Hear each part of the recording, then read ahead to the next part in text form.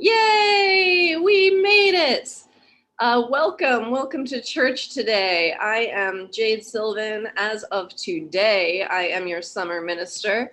And I am so thrilled to say that I am not alone here today. We have Beth Norton, Director of Music Ministry here. Good morning, everyone. It's great to be back with you this beautiful, dry, crystalline morning. And we have the Senior Minister, Howard Dana. Good morning, everybody. It's great to be here in church with you. I'm just back from some vacation, which was much needed and very refreshing. So enjoying summer and very glad to be worshiping with you this morning. And helping us on tech is Lily Vander Zanden. Good morning, everybody. Great to be here. This is my last service with you all, at least as in your employ. I'm sure at some point I will come back and be here as a guest, but this is going to be our last official service together. And in that spirit, our call to worship this morning doesn't have a lot to do with the sermon today, but it is from the wisdom of Bilbo Baggins, and it's sort of a koan. It is from the speech that Bilbo gave right before he left the Shire in the Fellowship of the Ring. And he says to all of his friends, he says, "I don't know half of you half as well as I should like, and I like less than half of you half as well as you deserve." And I've thought of this for a while, and I'm pretty sure it's positive. And I thought it was appropriate for today because, not due to anyone here, but because of the circumstance of the pandemic, that's how I feel about this year. I've thought about it a lot, and I'm pretty sure it was positive. At least for me, overall, because of all of you, it was positive. So thank you to J.R.R. Tolkien and Bilbo Baggins. And now Howard will light the chalices. Absolutely. And yes, Jade, we'll have to have you back in person so we can all meet you that way as well. One of the things that we do as Unitarian Universalists is that when we gather, we light a chalice. This is the symbol of our faith. And I'm just really aware of looking at your names in the chat and also seeing some of what folks are saying, that we are doing a little traveling this summer. And so some of us are visiting friends and family, tuning in from church far and wide. And we know that when we light the chalice together, that unites us no matter where we are, whether we're in and around Concord or somewhere else in the United States or somewhere else in the world. This is one of the things that brings us together. I invite you to join me with the chalice lighting response.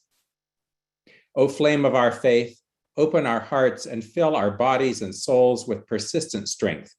Enliven our spirits and engage us deeply in this life of ours, this sacred, essential moment now.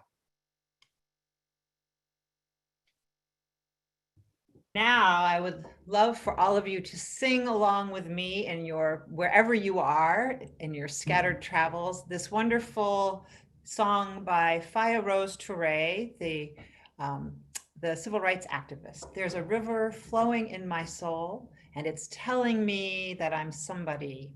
There's a river flowing in my soul. You know this. Please sing along with me.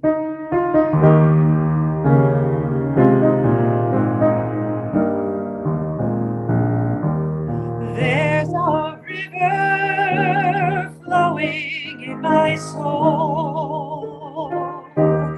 There's a river flowing in my soul, and it's telling me that I'm somebody. There's a river flowing in my soul. There's a river flowing in my heart. There's a river flowing in my heart, and it's telling me that I'm somebody. There's a river flowing in my heart, in my mind. There's a river flowing in my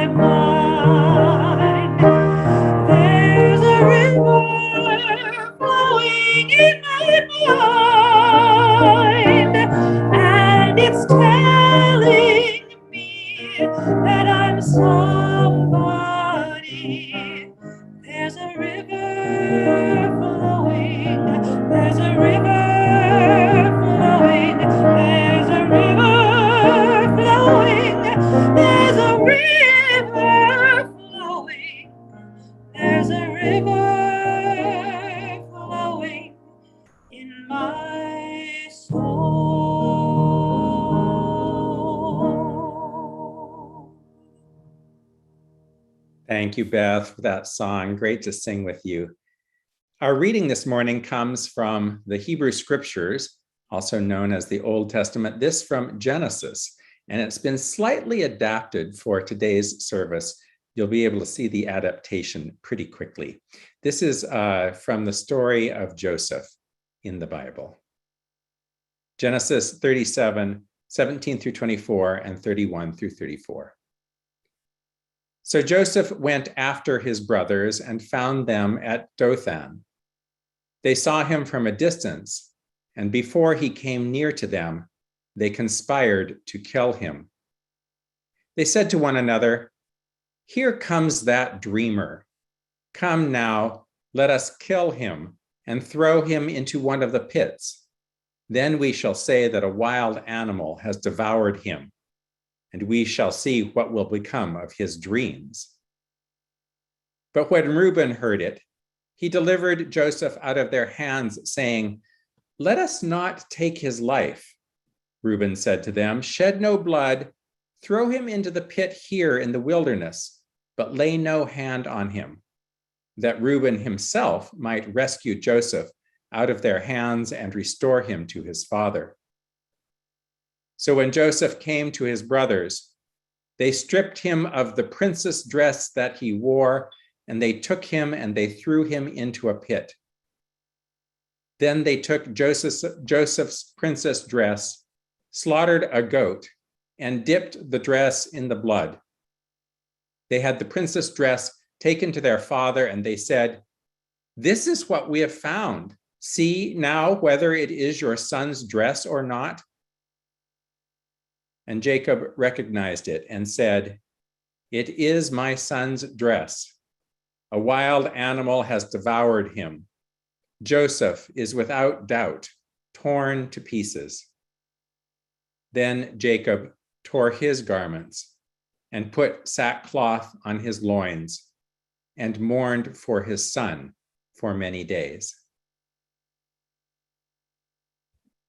Thank you, Howard, for that wonderful reading. You may have heard the story of Joseph before. He has his own musical by Andrew Lloyd Webber.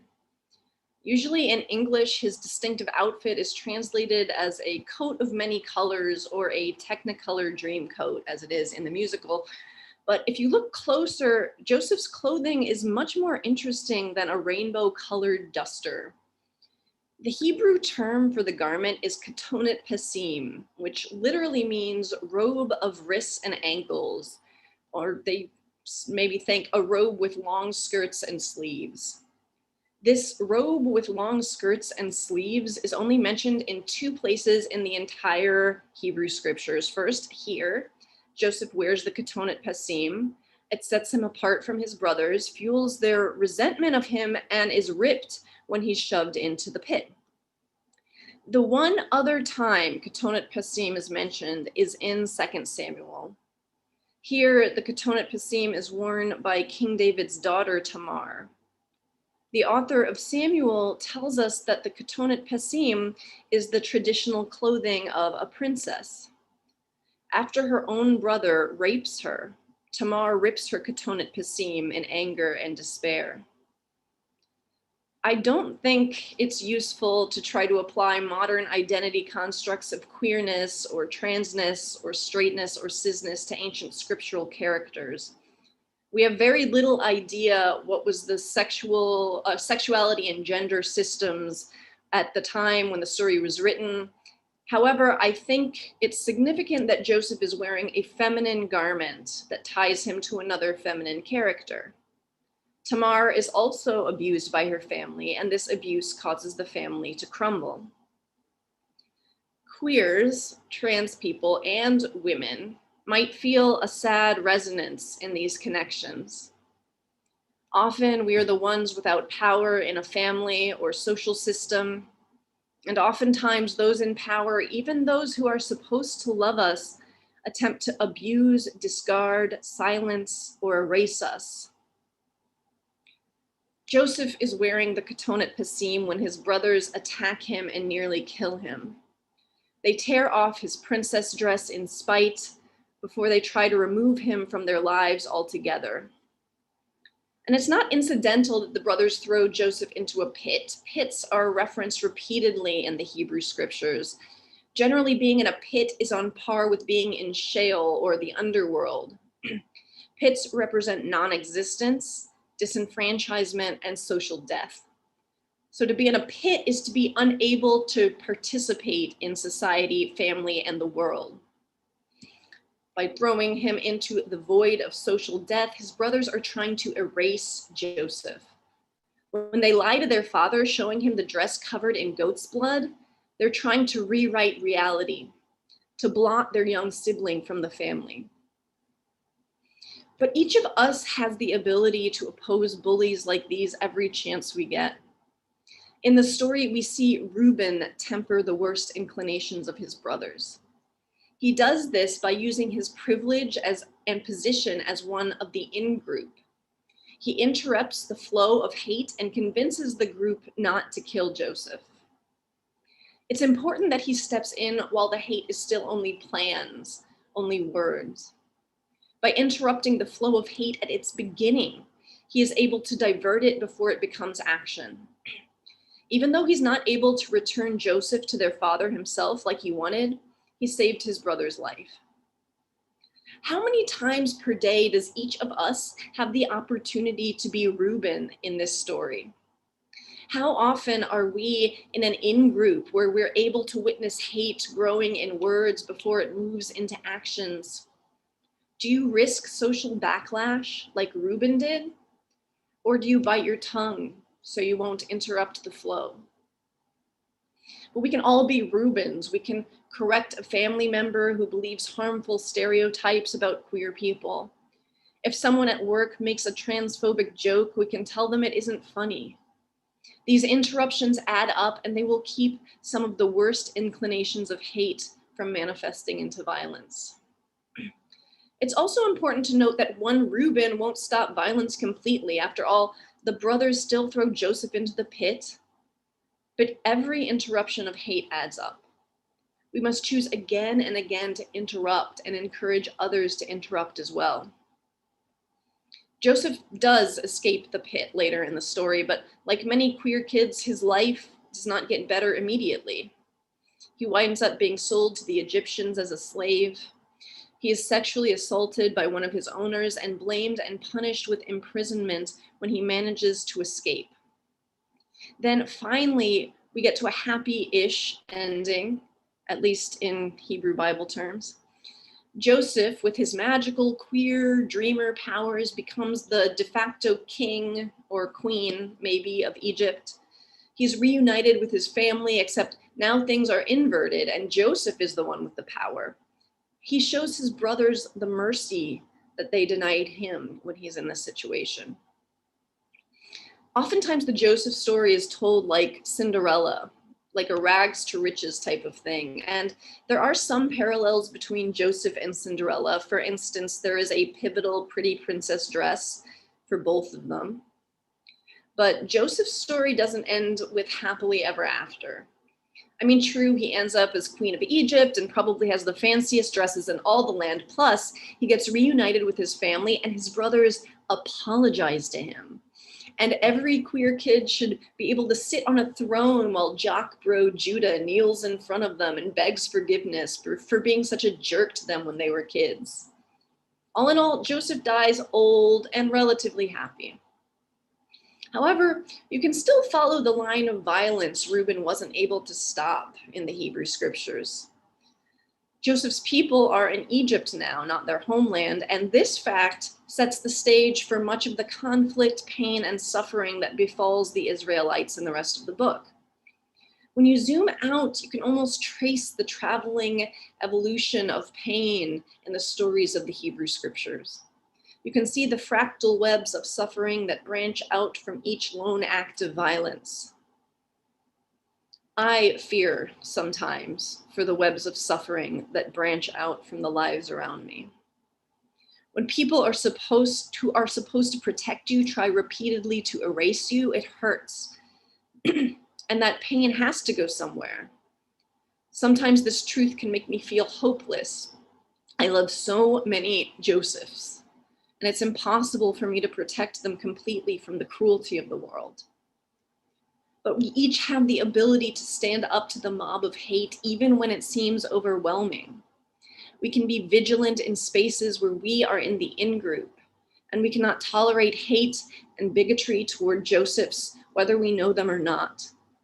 This may feel scary, it may bring the energy down, it may bring attention to you in a way that's uncomfortable, but it also interrupts the flow of hate. If enough interruptions add up, it will save lives. So this week, I want you to notice when you're in the in-group. When you see hate beginning to gain momentum in words, be they plans or jokes or assumptions, interrupt it. Let the Judas know that what they're saying, what they're doing is not okay. Even if no one else is around to hear it, especially if no one else is around to hear it, speak up. Joseph may not be there now, but he'll be there later. And that's when those words will become actions. It's up to us to interrupt the flow of hate. May we all act as witness and support for our Josephs and all of the Josephs in the world as we move forward in this often terrifying world. May each and every one of us feel seen and loved in the fullness of our beings. May we reject efforts to erase our sacred beauty, to cast us down into the pit. May we continue every day to lift one another up. Amen.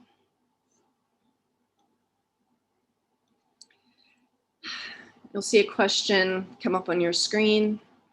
When have you interrupted the flow of hate? You can type your answers into the chat.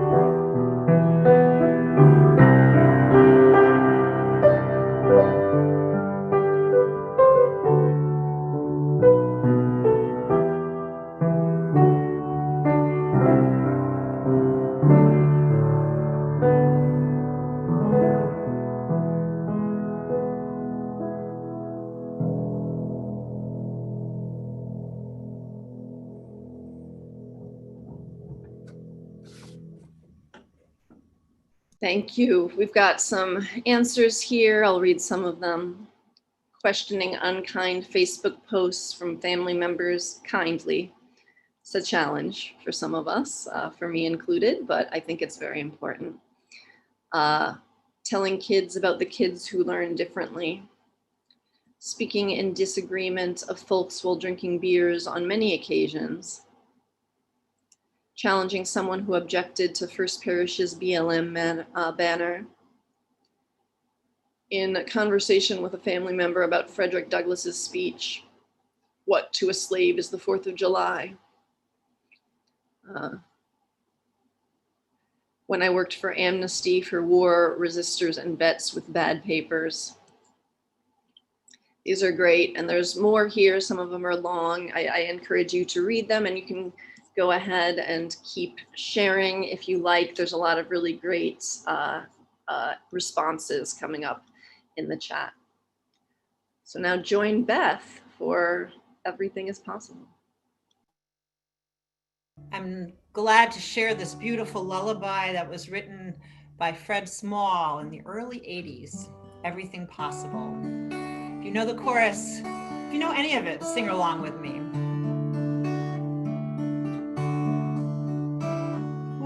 cleared off the table, leftovers saved, washed the dishes and put them away.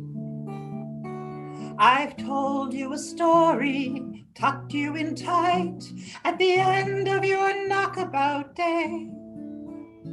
As the moon sets its sail to carry you to sleep over the midnight sea, I will sing you a song no one sang to me. May it keep you good company. Oh, you can be anybody you want to be. You can love whomever you will. You may travel any country where your heart leads, and know that I will love you still. You can live by yourself, you can gather friends around, you can choose one special one. And the only measure of your words and your deeds will be the love you leave behind when you're done.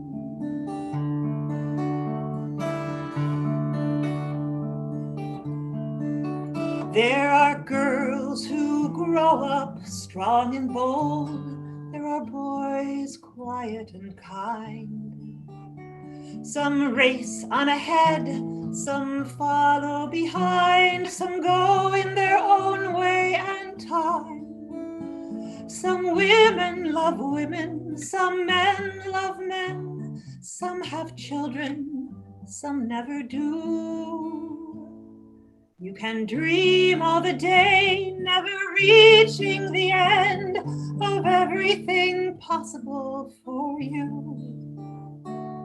Don't be rattled by names, by taunts, by games, but seek out spirits true. If you give your friends the best part of yourself, they'll give the same back to you. Oh, you can be anybody you want to be. You can love whomever you will.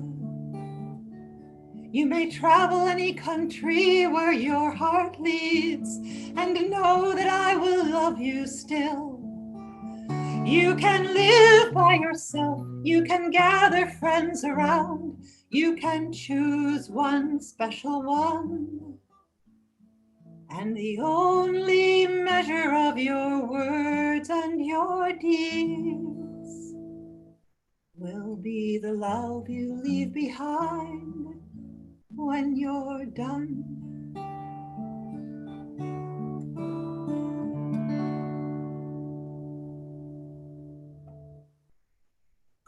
Thank you, Beth. Thanks you so much. Let's just sit with that for just a moment. Take a nice deep breath. Take that beautiful message in.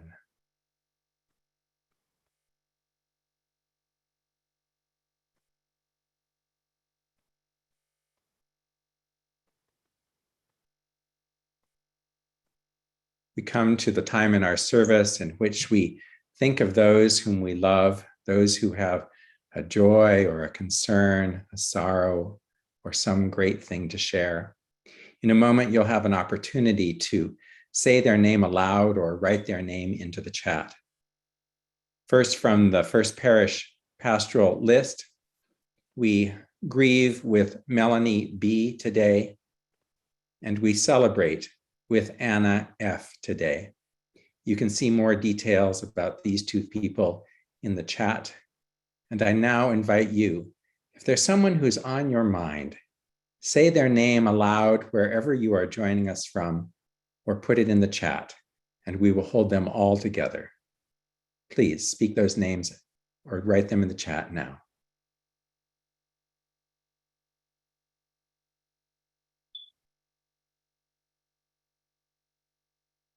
And let us sing together, Spirit of Life.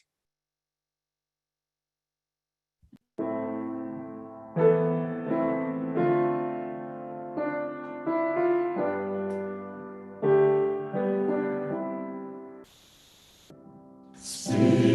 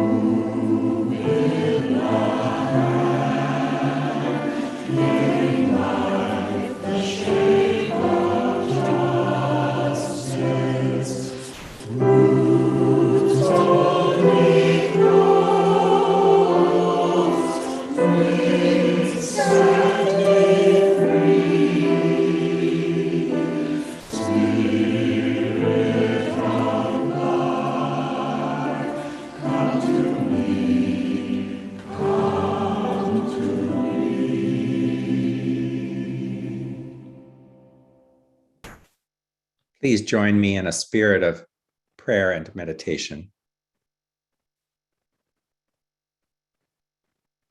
Spirit of life, we live in a world of jarring contradictions. We savor a warm summer day while we know wildfires rage in the Western United States and in Europe and Africa. We enjoy freshly picked sweet corn and plumped tomatoes while we know famine already grips Yemen and another is threatening Ethiopia. We walk the streets of our towns in complete safety and comfort while we know thousands in Afghanistan scramble to do anything they can in the face of the Taliban invasion. We travel from state to state, seeing friends and family, while we know caravans of migrants bunch at our southern border and migrant boats attempt dangerous Mediterranean crossings. We trust the COVID-19 vaccine we have received, enjoying the freedom it gives, while we know that the vast majority of the world is not vaccinated yet and won't be soon. We live in a world of jarring contradictions. Often it is greed and hatred that cause those contradictions. Forgive us when we forget the part we play in the inequality of the world. Forgive us when we assume our lives will always be as good as they have been. You remind us, Spirit of life, the terrible thing about a contradiction is that it exists whether we know about it or not.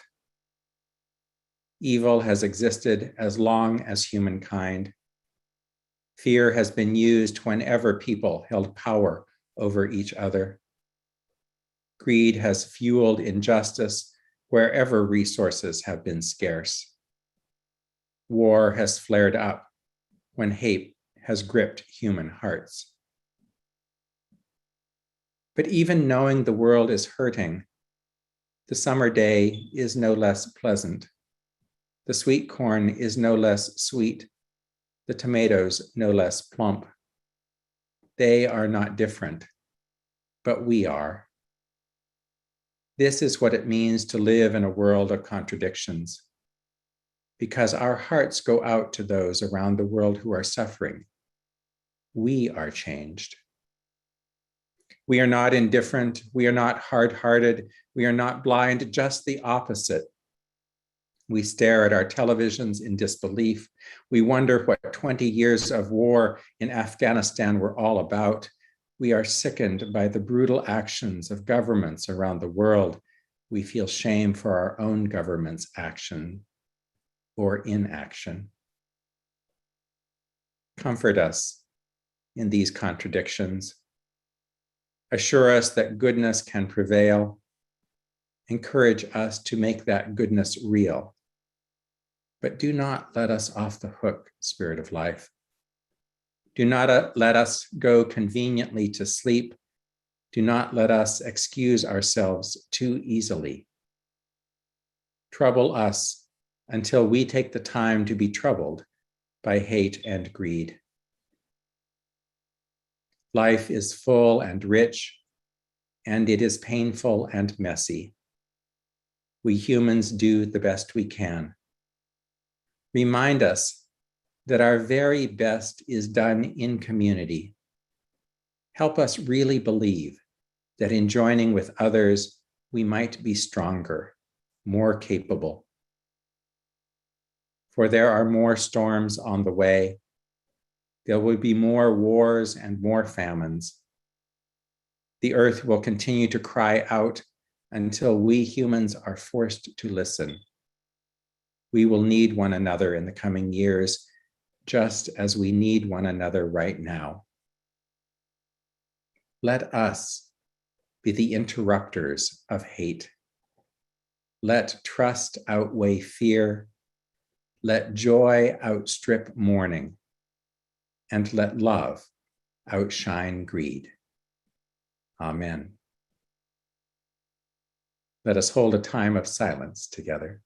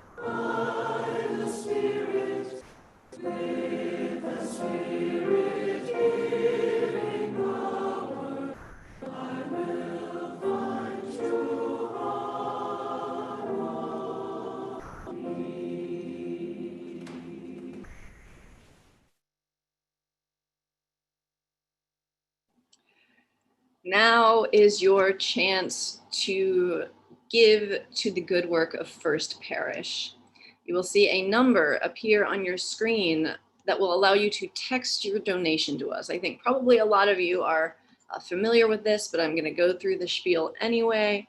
The first time you use this, you will need your credit card handy, but if you have done it before, you can just text a nice round number, a 20 or a 50, and all of that money will go to First Parish. We do not do the share the plate over the summer. So here is the number.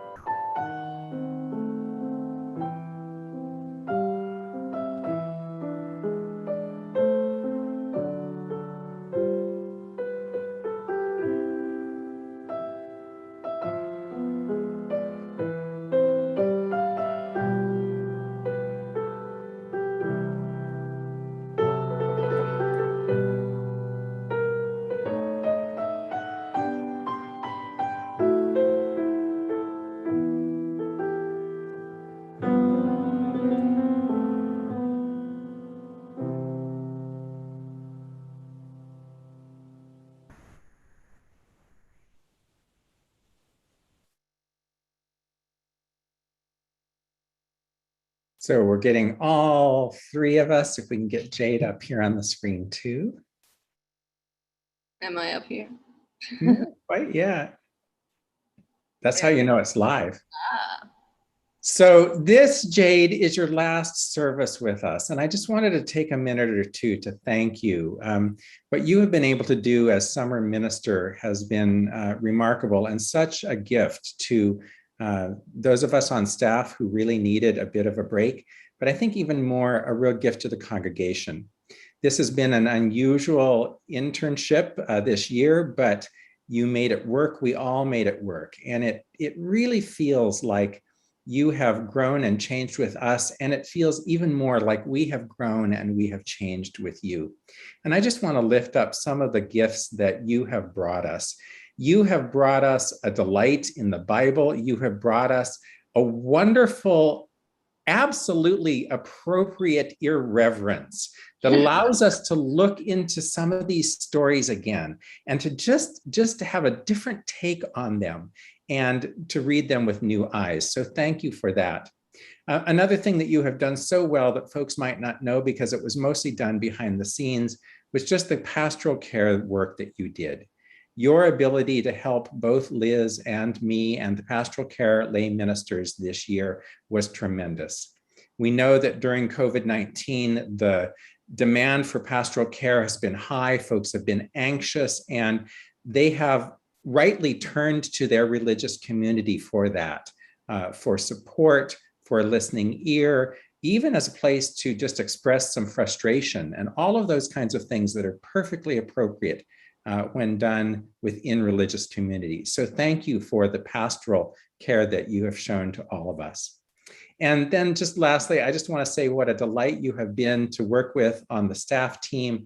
You have had good ideas. You've had good energy. You didn't take things personally. You just kept moving, and you are a fine minister. We know that you are driving off to Houston, Texas tomorrow. And in fact, Sue and the baby are leaving today. So you have a huge transition ahead of you. And you have a great adventure ahead of you as well. Houston is a marvelous city. It's one of the most diverse cities in this country. It's going to be such an interesting place to be a UU minister, and you'll have good colleagues around you there. But before I hog all the time, I know Beth would love to say some things to you, and you'd probably like to say some things to us. So Beth?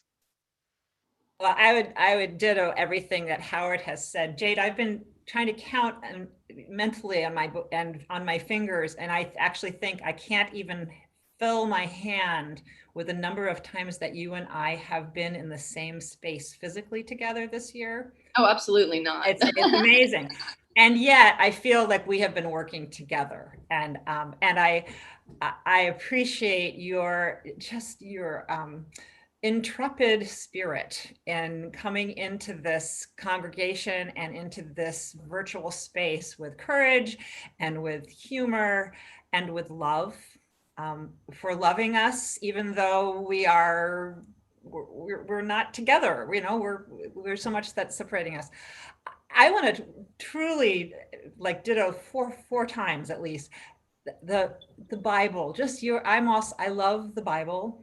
It is part of my formation. It's the text that lives in me, and your perspective on all of those stories has just made it so much richer for me, and I know for this congregation. And I have totally appreciated your complete geekiness about the Bible. It's really great. And I just wish you, all the love and support and blessings that you can possibly absorb in this next phase of your ministry. They are so privileged to have you coming to be their minister. So blessings on your journey. Thank you, Beth and Howard. Yeah, wow. We did it. We made it. It's been, I've told you these types of things, privately and in staff, but, just to reiterate, this has been, I'm so grateful that this is where I was this year, because I felt like this was a real community that I felt a part of, even though, again, it was weird because we're not together as we would have been, 2 years ago. And but I felt very welcomed by this community, and I really this gave me a sense of purpose, and it was just a wonderful place to learn. It was, nobody coddled me. Nobody was like, you kind of just pushed me in there, and, it was like sink or swim, but not in an unsupportive way. I was very supported as well, which is for me personally, that's a great way for me to learn, and I didn't always do things that worked, and I made mistakes, which is what you're supposed to do. And I feel so much more confident, as a minister than I did a year ago. I can't even,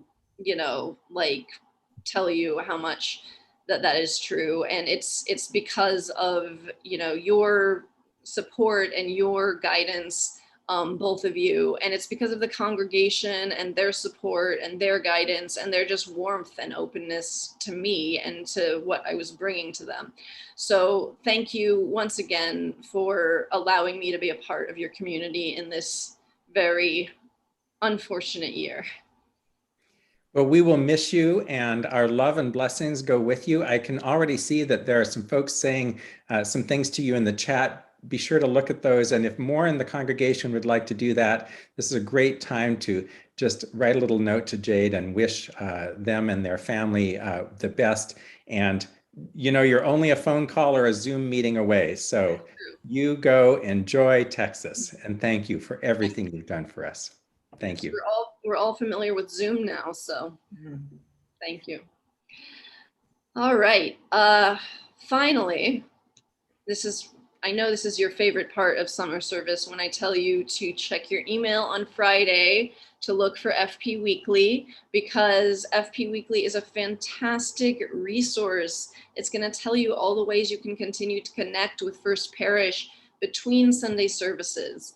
And really, there's something almost every day, if not every day, pretty much every week, even over the summer. And as I've said before, one of the nice things about everything being on Zoom now is even if you're on vacation or somewhere else, you can still connect with your community here. So please check your email for First Parish Weekly, FP Weekly on Fridays. And right after service, we're going to be doing the coffee hour and the worship sharing circle as we normally do. So you will see those links, they'll be shared in the chat. They will also be shared on the screen, but that will happen after service, and that's a wonderful place to connect. The worship sharing circle is where you can discuss with one another some of the themes that came up today, and the coffee hour is more of just a social thing. So both of those are happening. And now we are coming to the end of our service, and Beth will lead us in the closing song, There's More Love Somewhere. Please join me in this African American spiritual. There is more love somewhere. I'm going to keep on till I find it. There is more love somewhere. Sing it as a prayer of hope. There is more love somewhere. There is more love somewhere. I'm gonna keep on till I find it. There is more love somewhere. There is more hope. There is more hope somewhere.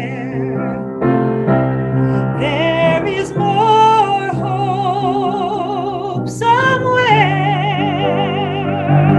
I'm gonna keep on till I find it. There is more hope somewhere. There is more peace. There is more peace somewhere. There is more peace somewhere. I'm gonna keep on till I find it. There is more peace somewhere. More joy. There is more joy somewhere. There is more joy somewhere. I'm gonna keep on till I find it. There is more joy.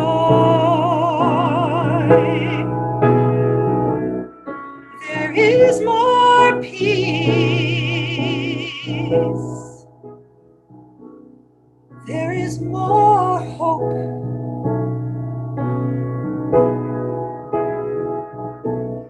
There is more love somewhere.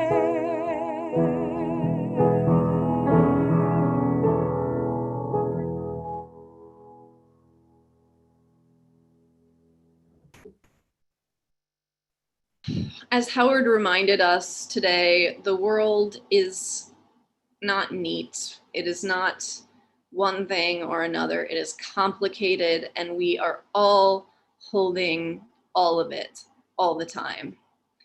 And having communities like this one is one of the things that makes that not only bearable, but really vibrant. You know, it lifts up our joys and it deepens our sorrows, and it helps us to care more about the world around us.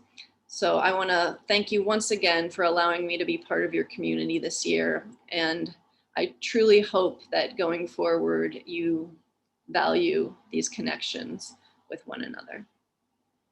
Please join me in the First Parish benediction. Go out into the world in peace. Have courage. Hold on to what is good. Return to no person evil for evil. Strengthen the faint-hearted. Support the weak. Help the suffering. Honor all beings.